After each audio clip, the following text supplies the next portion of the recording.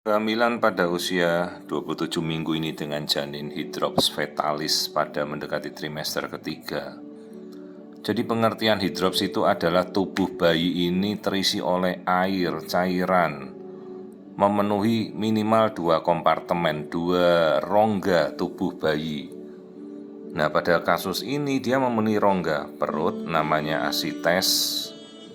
Ini yang kita lihat cairan di dalam perut ya, ini yang hitam itu air semua di dalam perutnya.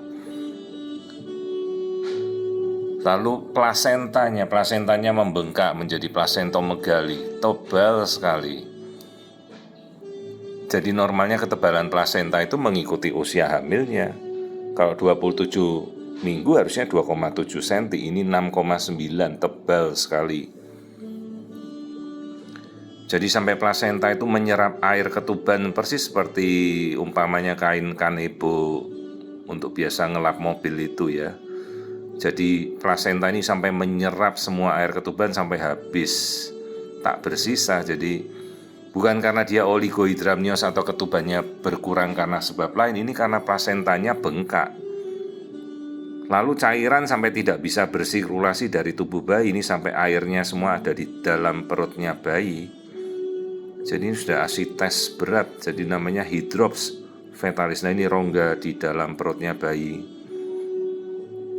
Masalah ini prognosisnya buruk ya. Jadi penyebab-penyebab hidrops fetalis bisa karena dibagi autoimun, karena imun, atau karena penyakit infeksi non imun.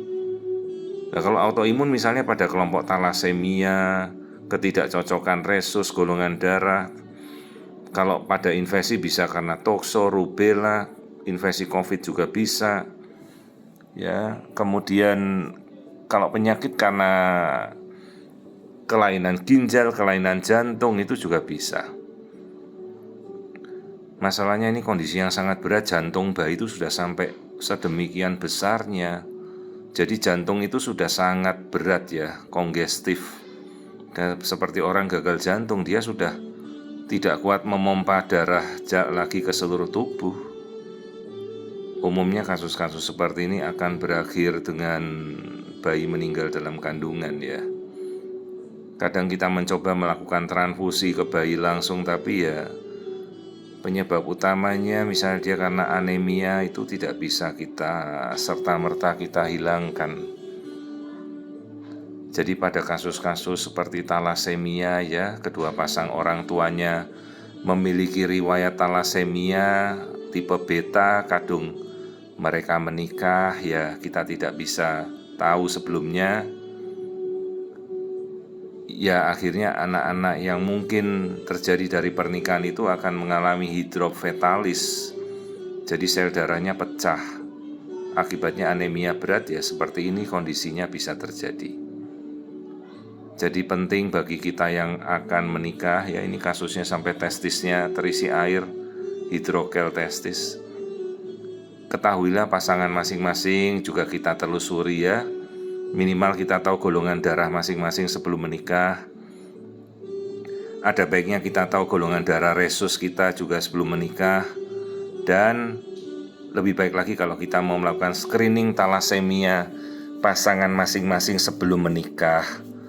Jadi ya kalau memang masing-masing pasangan membawa gen talasemia ya kalau pernikahan itu mau berlanjut ke jenjang pengikatan perkawinan ya harus tahu resikonya ya.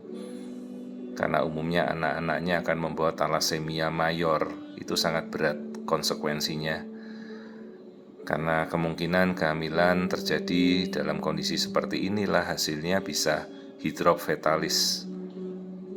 Jadi penting sekali pemeriksaan pranikah, menanyakan ya semua golongan darah masing-masing, dan ada baiknya bila kita juga melakukan screening talasemia. Bisa kok di lab biasa sekarang melakukan talasemia screening pranikah. Ya, jadi jangan sampai kita tidak ketahuan gitu.